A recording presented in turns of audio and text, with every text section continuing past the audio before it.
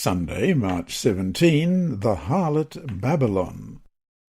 Question. Read Revelation chapter 17 verse 1 and Jeremiah 51 verse 13, which shows that the many waters upon which Babylon sits are the river Euphrates. According to Revelation 17:15, what do many waters symbolize? Revelation 17 and verse 1. Then one of the 7 angels who had the 7 bowls came and talked with me, saying to me, Come, I will show you the judgment of the great harlot who sits on many waters. And Jeremiah 51 verse 13.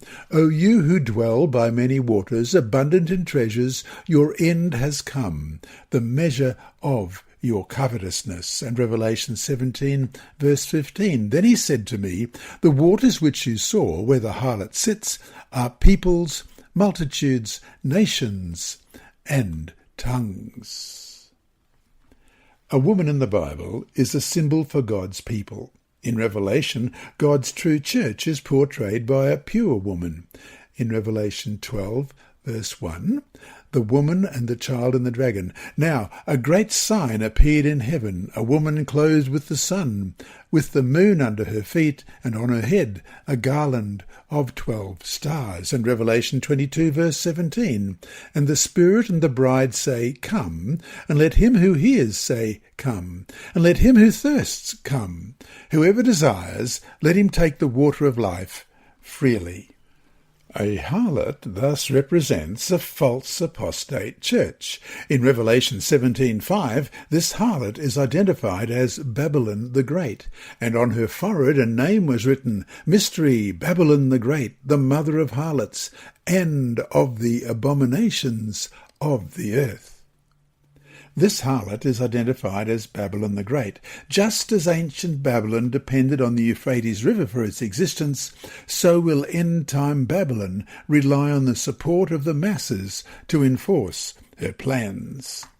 Question. Read Revelation chapter 17:2, along with Revelation 14 verse 8 and Revelation 18 verse 2 and 3.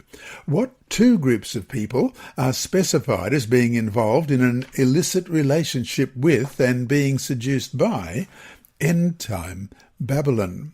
Revelation 17 verse 2. With whom the kings of the earth committed fornication, and the inhabitants of the earth were made drunk with the wine of her fornication. And Revelation 14 verse 8. And another angel followed, saying, Babylon is fallen, that great city, because she has made all nations drink of the wine of the wrath of her fornication. And Revelation 18 verses 2 and 3. And he cried mightily with a loud voice, saying, Babylon the Great is fallen, and has become a dwelling place of demons, a prison for every foul spirit, and a cage for every unclean and hated bird. For all the nations have drunk of the wine of the wrath of her fornication. The kings of the earth have committed fornication with her, and the merchants of the earth have become rich through the abundance of her luxury. The first group is the kings of the earth, the governing political powers. They are portrayed as being engaged in an adulterous relationship with the harlot Babylon. In the Old Testament, the language of fornication is used frequently to describe how apostate Israel turned away from God to false religions, as we read in Isaiah 1:21 and Jeremiah 3, verses 1 through to 10. And they read, Isaiah 1:21, how the faithful city has become a harlot.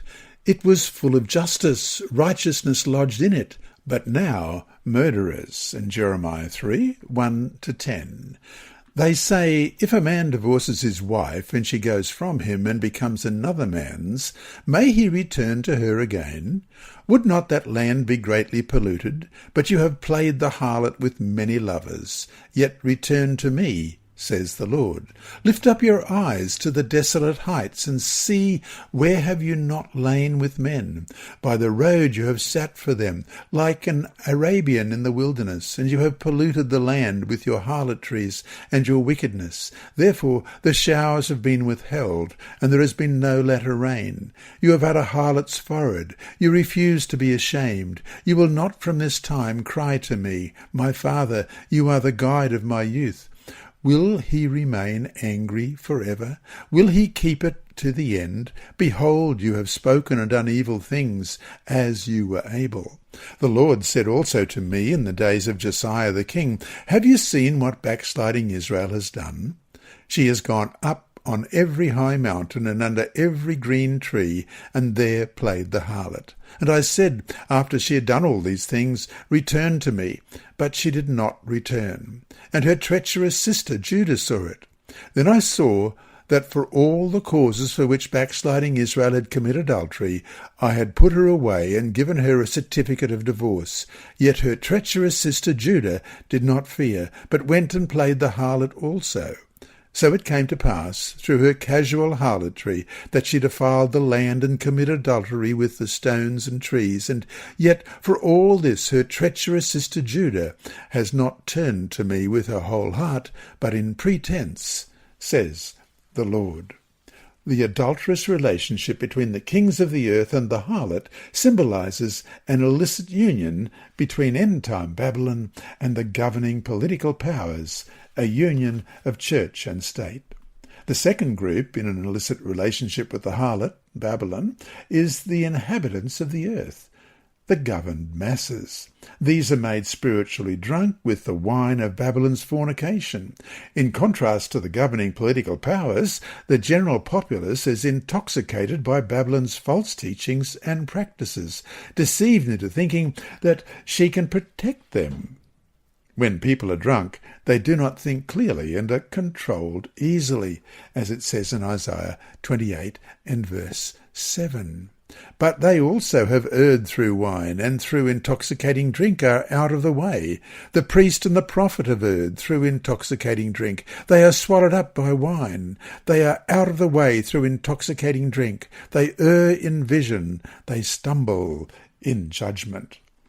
The whole world, with the exception of a faithful remnant, will be led astray by Babylon. And so to finish the day, in the very end, as today and has always been the case, the masses of the people get it wrong. What should this tell us about the dangers of following popular sentiment, no matter how popular? You have been listening to a reading of the Adult Sabbath School Bible Study Guide by Dr. Percy Harold from Queensland, Australia. This service is brought to you by Hope Channel, the Sabbath School Department, and Christian Services for the Blind. Remember, God is always faithful.